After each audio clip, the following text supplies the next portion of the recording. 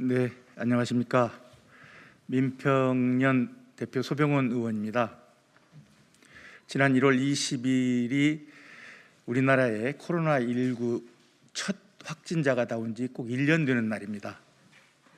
아마 그날 첫 확진자가 나오고 어느 누구도 이렇게 코로나19가 3차 유행을 겪으면서 전 세계에 큰 영향을 끼치리라고는 생각하지 않았을 것입니다. 그렇지만 1년이 지났고 지난 1년 동안 그리고 또 앞으로도 얼마나 더 우리가 코로나와 함께 살아야 되는지 아무도 예측하지 못하고 있습니다.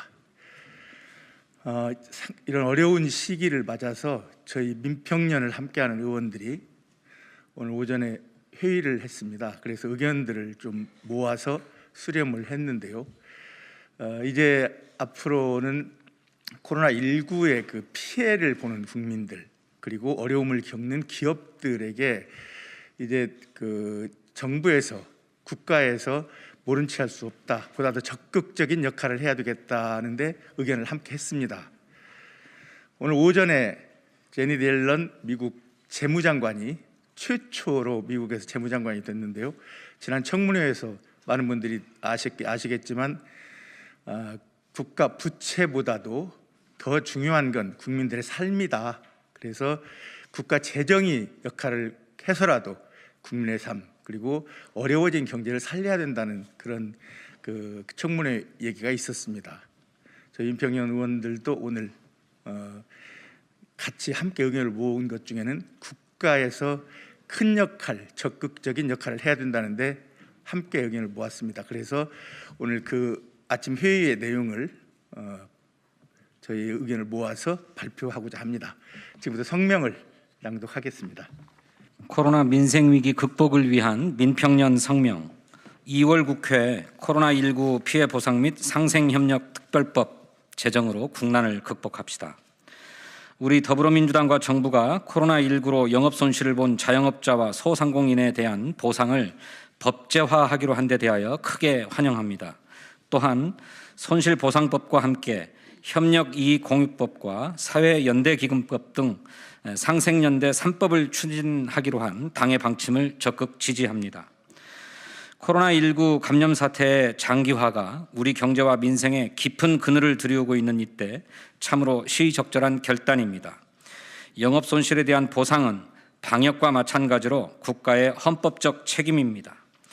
주지하다시피 코로나로 인한 경제적 피해는 중하위 소득계층에 집중되고 있고 중소기업과 소상공인, 자영업자, 노동자들의 생계를 위협하고 있습니다. 그럼에도 불구하고 주택가격과 주가는 끝없이 올라 빈익빈 부익부의 자산 격차는 날이 갈수록 벌어지고 있습니다.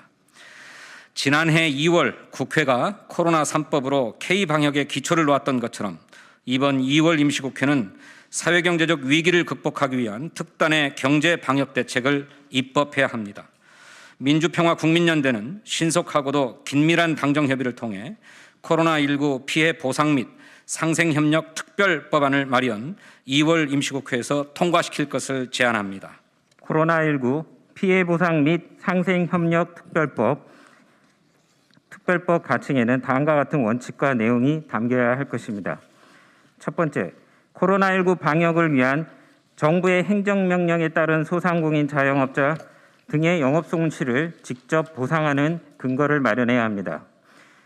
대면 서비스를 위주로 하는 소상공인과 자영업자 등은 정부의 방역 기준을 따르느라 경제적 피해를 고스란히 떠맡아 왔습니다. 정부는 그동안 전기, 가스요금 납부 유예나 감액, 일부 업소에 대한 제한적 지원 등 대책을 내놨지만 임시 방편이었을 뿐입니다. 감염병 확산에 따른 부담을 개인에게 전가하는 방식은 지속하기 어렵습니다. 영업 중단 경고에도 가게 문을 열 수밖에 없는 절박함을 살펴봐야 할 때입니다. 두 번째, 코로나19 감염 사태 장기화로 일자리를 잃거나 소득이 감소한 노동자 등의 소득을 직접 지원하는 근거를 마련해야 합니다. 사람의 이동과 집합을 제한해야 하는 방역의 특성으로 인해 사회적 거리두기만으로도 항공업과 여행업, 운수업, 공연, 전시업 등에 종사하는 노동자들은 그야말로 생존의 갈림길에 서 있습니다. 이들의 고용 유지를 지원하거나 소득을 보존해 주어야 합니다. 또한 코로나19 감염 사태로 인해 일자리를 잃거나 소득이 감소한 국민의 소득을 적정 수준에서 보전하는 방안도 마련할 필요가 있습니다. 코로나19 감염 사태 기간 동안 상가 건물 등의 임대료 인하를 규정하고 임대인을 위한 직접 지원, 세제 혜택, 금융 지원 등 손실을 적정 수준에서 보전하는 방안을 마련해야 할 것입니다. 네 번째, 코로나19 감염 사태 기간 동안 소상공인 자영업자 등에 대한 금융비용 감면, 통신비용 감면, 제세 공과금 감면 등을 담아야 합니다. 다섯 번째, 장기적인 코로나19 감염 사태를 감내하고 있는 모든 국민에게 필요에 따라 위로금 등 재난지원금을 지급할 수 있는 근거를 규정해야 합니다. 여섯 번째, 국채를 발행해 보상과 지원에 필요한 재원을 마련하는 방안을 담아야 합니다. 코로나19 피해를 보상하기 위해서는 국가가 가장 큰 책임을 질 수밖에 없습니다. 재정 부담 확대 등 재정 당국의 우려를 모르는 바 아닙니다. 그러나 국가 공동체의 유지를 위해서라도 공적 보상과 지원 체계를 갖춰야 합니다.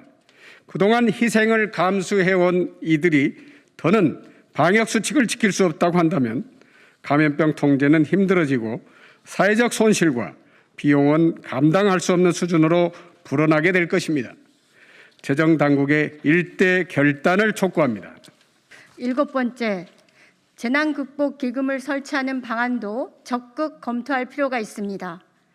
민간 부문의 가용 역량도 최대한 동원할 필요가 있기 때문입니다.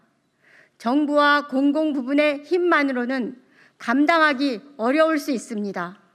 다행히 코로나19에도 불구하고 커다란 이익을 실현하거나 소득이 증가한 산업 부문과 계층이 있습니다.